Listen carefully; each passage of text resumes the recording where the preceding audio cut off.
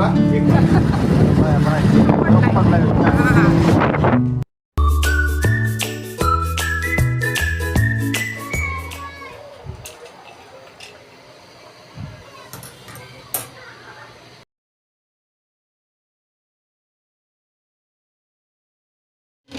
Hello everyone, good evening. कसे आहात तुम्ही? आशा करते तुम्ही सगळे सुखी आणि स्वस्त असाल. मी दीपाली तुमचं पुन्हा एकदा मनापासून स्वागत करते माझ्या नवीन एका छानशा ब्लॉगमध्ये. तर फ्रेंड्स, आजचा हा ब्लॉग जो आहे तो म्हणजे 2 दिवसाचा जे ॲडजस्ट करून एक ब्लॉग बनवलेला आहे मी. कारण की 2 दिवसाचे छोटे छोटे ब्लॉग बनले होते आणि त्यामुळं मग मी दोन्ही ब्लॉग मिळून एक व्हिडिओ तयार केला. तर अर्धा व्हिडिओ आहे शुक्रवारचा आणि अर्धा व्हिडिओ आहे रविवारचा. तर आता व्हिडिओची सुरुवात होते शुक्रवारपासून. तर शुक्रवारची संध्याकाळ आहे आणि इथे माझं हे काम चालू आहे. म्हणजे किचनचे जे कपडे होते डस्टर, तर ते मी इथे भिजायला घातलेले आहेत. तर थोडंसं ना टोपामध्ये पाणी गरम केलं, म्हणजे जरा जास्तीच गरम केलं आणि त्यानंतर त्यामध्ये सर्फ एक्सेल टाकलं आणि गरम पाण्यामध्ये हे डस्टर जे आहेत भिजायला टाकलेले आहेत. तर आता 6:30चा अंदाज आहे म्हणजे 6:30 झालेले आहेत. तर जेव्हा म्हणजे मी रात्री जेवणाची भांडे घासायला येईन तेव्हा मग मी ते डस्टर जे आहेत ते पण धुवून टाकेन. म्हणजे तोपर्यंत 2-3 तास ना आरामात डस्टर व्यवस्थित भिजतील. आणि ना हे डस्टर ना धुवायचं म्हणलं तर खूप हार्ड काम असतं. कारण की किचनचे कपडे जर धुवायचं म्हणलं तर मग ते ना कुठं तेलकट असतं, कुठं हळदीचा डाग असतो, कुठं चटणीचा, म्हणजे ना भरपूर जिद्दी डाग जमा झालेले असतात त्या डस्टरवरती. त्यामुळं ना मग त्यांना धुवणं म्हणजे खूप अवघड होतं. म्हणून त्यांना ना असं गरम पाण्यामध्ये जरा 2-3 तासासाठी भिजायला घातलं की मग जरा म्हणजे हलकं जातं धुवायचं म्हणलं तर. नाहीतर असं डायरेक्टली जर आपण धुवायला गेलं तर मग ते लवकर निघत नाहीत, कारण की भरपूर जिद्दी डाग तयार झालेले असतात त्यावरती. तर डस्टर वगैरे भिजायला टाकले आणि त्यानंतर मी केलेली आहे स्वयंपाकाची सुरुवात. तर स्वयंपाकाला ना आज फक्त डाळ आणि भातच बनवायचं होतं, म्हणून थोडंसं आज उशिरा स्वयंपाकाला सुरुवात केली. तर डाळचा कुकर जे आहे ते लावलेलं आहे मी आणि 1-2 शिट्टे होईपर्यंत डाळ शिजून निघते व्यवस्थित. आणि तोपर्यंत मग अन्नूताई माझ्याकडे आली होती. अन्नूताई बोलत होती की मम्मी माझं डोकं दुखतंय, मला काहीतरी गोळी वगैरे दे असेल तर. तर मग तिला बोलले की मी डोकं दुखायची गोळी वगैरे काही खाऊ नको, मी तुझं डोकं म्हणजे तेल मालिश करून देते. तर ते नवरत्न तेल असतं ना, तर त्या नवरत्न तेलने मी तिचं डोक्याची ना मालिश केली बसून. तर तिला थोडंसं आराम पडलं. म्हणजे ना काल हाच प्रॉब्लेम माझ्यासोबत झाला होता. तर मला पण ना अचानकच असं डोकं जड जड झालं होतं, दुखायला चालू झालं होतं. त्यामुळं ना मग मी पण विचार केला होता की पेनकिलर खावं. पण नंतर मला तेलाची बाटली दिसली, नवरत्न तेलाची. भलं त्याचा वास डेंजर येतो त्या तेलाचा, पण असं झणझण होतं ना, त्यामुळं मग ते डोकं दुखायचं एकदम कमी होऊन जातं. आणि नंतर ना मग डोकं म्हणजे केस धुतले तर आपलं ते वास पण निघून जातो तेलाचा. तर इथे तेल मालिश करत होते मी आणि तेवढ्यात साहेब पण आले कामावरून आणि ते त्यांचं चालू होतं की आज असं झालं तसं झालं. म्हणजे रोजचं ते अपडेट देत राहतात की प्रवासामध्ये काय झालं, दिवसभरात कामामध्ये काय झालं हे ते. तर ते सांगत होते की ना आज ट्रेनला भरपूर गर्दी होती आणि त्यामुळं ना बाटली जी आहे पाण्याची ती थोडीशी चपटी झाली होती. तर ते दाखवत होते की बाटली बघ चपटी झाली म्हणून. आणि त्यानंतर ना मग साहेब अचानकच त्यांनी सांगितलं की त्यांच्या ना मित्राच्या भावाची हळद आहे आणि त्यासाठी त्यांना जायचं आहे हळदीला. तर आता कामावरून आलेत तर पटापट आंघोळ वगैरे करतील, फ्रेश होतील आणि ते बोलत होते की थोडासा चहा बनव, म्हणजे मी चहा वगैरे पितो आणि मग जातो मी हळदीला. तर मी त्यांच्यासाठी ना चहा बनवून दिला आणि फ्रेश झाल्याच्या नंतर वैभव दादा आणि साहेब हे दोघंजण पण गेले हळदीसाठी.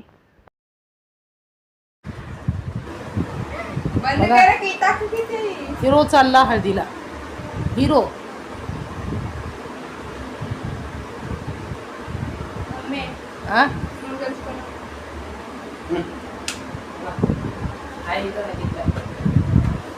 कुठं आहे आता, कधी येणार,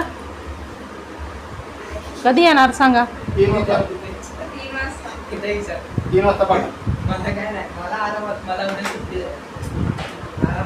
पप्पा जायचे का मला? आता भेटू आपण सकाळी पाठवते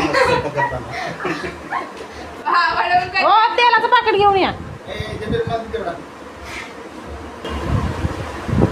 ही कशाला घातला ते चालते दुसरा शर्ट घाल ना. तर इथे दोघं बापलेकं निघालेत हळदीसाठी आणि वैभवदाला ना शर्ट चेंज करायला सांगितलं साहेबांनी, कारण की हलका फुलका शर्ट घाल बोलले, हे जडच्या जड घालू नको, हळदीला जायचं आहे. त्यामुळं मग तो गेला चेंज करायला.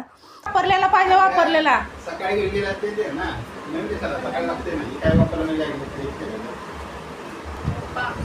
मला आता फ्राईड राईस आता मी सकाळी गेलो होतो, डॉक्टरने सल्ला दिला की आत्ताचं सीझन जे चालू आहे गरमीचं, ह्याच्यामधलं बाहेरचं काही पण खायचं नाही. एका दिवसाने नाही होत आहे. काही सुद्धा नाही. आजारी पडायला लागले. कॉफीनं असं लोक बनवण्याचे लोकांच्या मोठ व्हायला फक्त ना त्यामुळे घरातलं डाळ भात खाणं ही सर्वात काय नाही मी गोळ्या खात ए नाही व्हायरस आलंय खरं.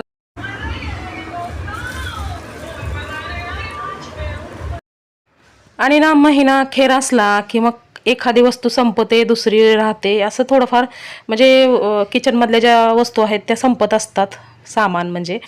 तर थोडंसं शेंगदाणे पण संपले होते, तर ते शेंगदाणे आणले मी 1/2 किलो. त्यानंतर तेल तर एकदम आता संपलं होतं, तर आता एक हे पॅकेटच आणलं तेलाचं. मी तर आपलं थोडंसं आणा बोलत होते 1/2 किलो तेल, कारण की आता एकच दिवस काढायचा आहे मध्ये, परवा दिवशी तर रॅशन भरायचं आहे. त्यामुळं मग 1/2 किलोच फक्त आणा म्हणून सांगितलं होतं. तर साहेब बोलले की सुट्टे तेल चांगलं नसतं. आणि ना या महिन्यामध्ये जरा तेलाचं म्हणजे लवकर संपलं तेल, काय माहिती. नाहीतर ना 5 पॅकेट आणलं ना तर पूर्ण महिना व्यवस्थित तेल जातं, म्हणजे 1 तारखेपासून ते 1 तारखेपर्यंत बरोबर तेल राहतं.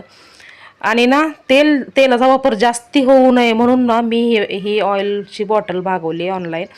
कारण की कॅटलीमध्ये तेल असलं ना तर मग ते आपलं मुबलक आपण हाताने कितीही वापरतो, 2 चमचे 3 चमचे असं टाकत असतो. पण हे बॉटल जे आहे ना, त्या बॉटलने तेल वापरलं ना तर एकदम स्लो धार असते त्या तेलाची. त्यामुळं ना मग ते कंटाळून माणूस ना एकदम तेल कमी वापरतं, म्हणजे 1 ते 1.5 चमचा तेल, जिथं 3 चमचे लागतं तिथं 1.5 चमच्यामध्ये म्हणजे भाजी उरकायचा प्रयत्न करत असतं माणूस. कारण की थोडंसं असं एकदम स्लो धार लागलेली असते, त्यामुळं किती वेळ ते बॉटल धरून उभं राहणार, त्यापेक्षा थोडंसं तेलामध्ये आपलं उरकून टाकायचं असं होतं. त्यामुळं ना मी मुद्दाम ते ऑइलची बॉटल मागवली.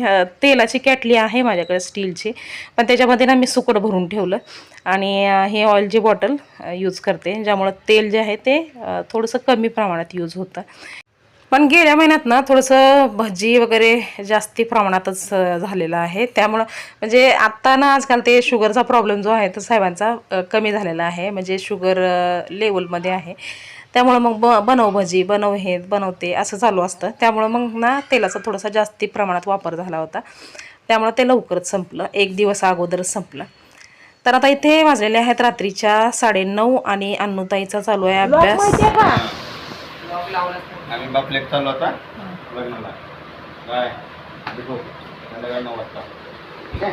माझा फोन का बरं माझी कशी तुमचा द्या ना फोन. बिचारीला संडे आहे आणि तुम्ही एवढं लवकर उठले.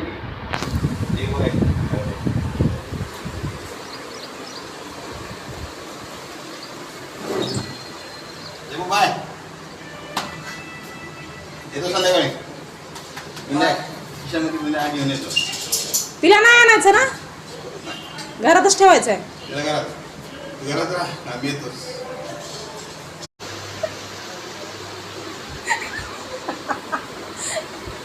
अरे घरात कोण तर पाहिजे ना.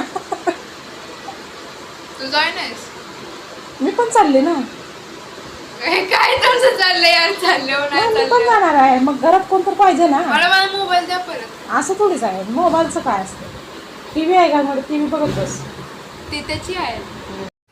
तर इथे ना साहेबांच्या मित्राच्या भावाचं जे लग्न आहे ते पुण्याला आहे आणि पुण्याला जाण्यासाठी इथे बघा गाड्या उभ्या आहेत.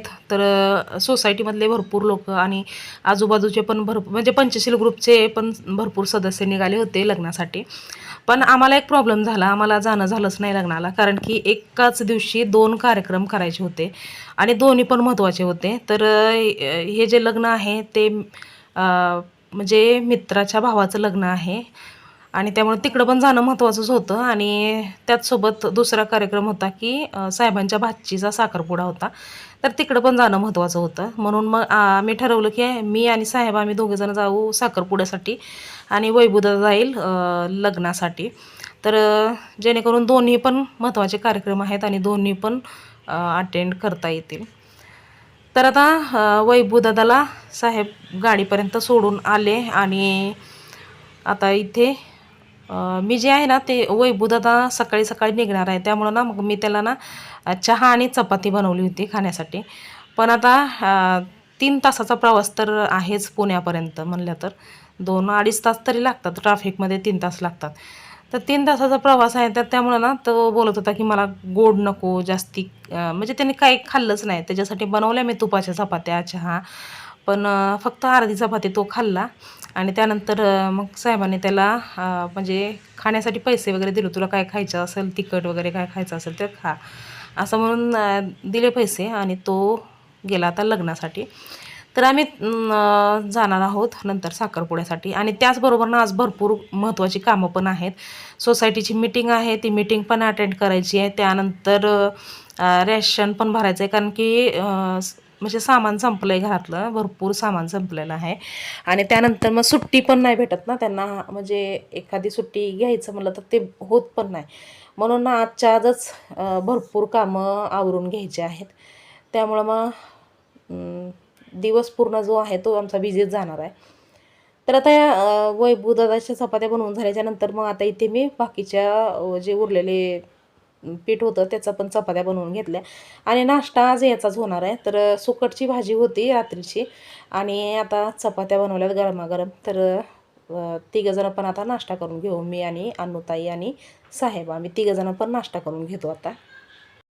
आणि नाश्ता वगैरे झाल्याच्या नंतर मग लगेच आपली महत्त्वाची कामं जी आहेत ती उरकायला घ्यायची आहेत. तर सगळ्यात अगोदर आम्ही रॅशन भरून घेणार आहे, कारण की खूप महत्त्वाचं काम आहे. रॅशन जर नाही भरलं तर मग डब्बाच भेटणार नाही उद्या साहेबांना.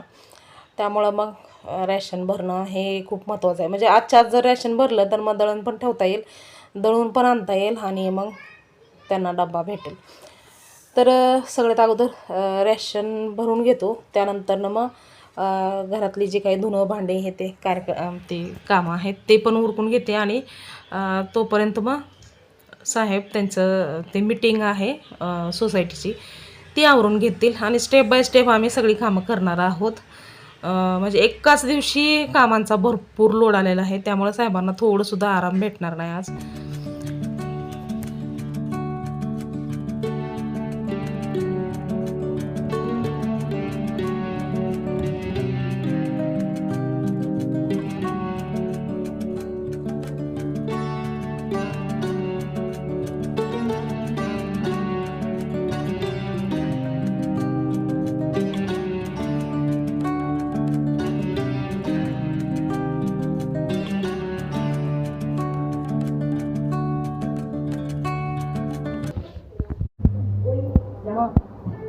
आपलं ऐकत नाहीत ना बोललेलं. हा ना.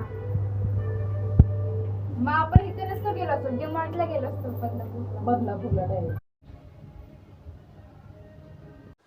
तर फ्रेंड्स आता इथे जवळजवळ 8-8:30 झाले असतील आणि आम्ही आलो आहे रेशन भरायला निघालो आहे. अन्नूताई पण, तिला पण काही सामान घ्यायचं होतं त्यामुळे ती पण निघणार आहे.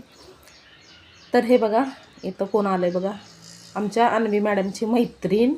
तर तिला ना गाई म्हशी शेळी हे भरपूर आवडतात, तिला काय माहिती आहे. म्हणजे गाई म्हशी शेळी असं बघितलं ना तर ती खूप खुश होते आणि टाळ्या वाजवते, उड्या मारते. बघ पाऊस पडलेला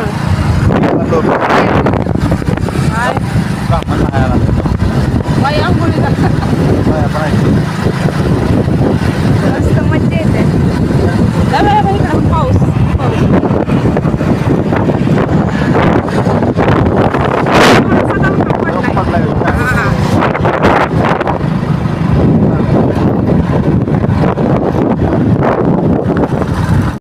तर फ्रेंड्स जसं आम्ही रॅशन भरायला निघालो ना तसं रस्त्याने बघितलं एकदम सुंदर वातावरण झालं होतं.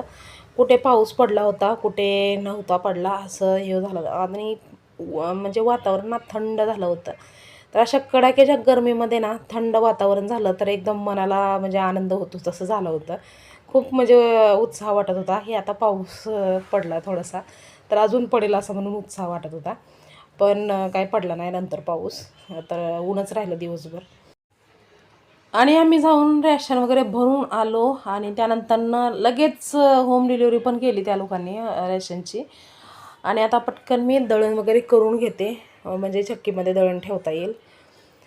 तर इथे बघा रॅशन आल्या आल्या लगेच अनुताई तुटून पडली होती, कारण की तिचं काहीतरी थोडंफार सामान तिने घेतलं होतं.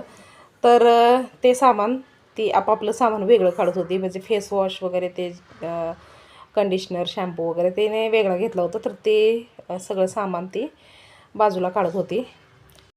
आणि मी मात्र आता पटकन दळण नीट करून घेते, म्हणजे ज्वारी गहू सगळं नीट करून घेते. आणि मग आम्हाला जायचं होतं तिकडं मुंबईला, तर जाता जाता रस्त्यामध्येच चक्की आहे, तर तिथे ठेवता येईल दळण.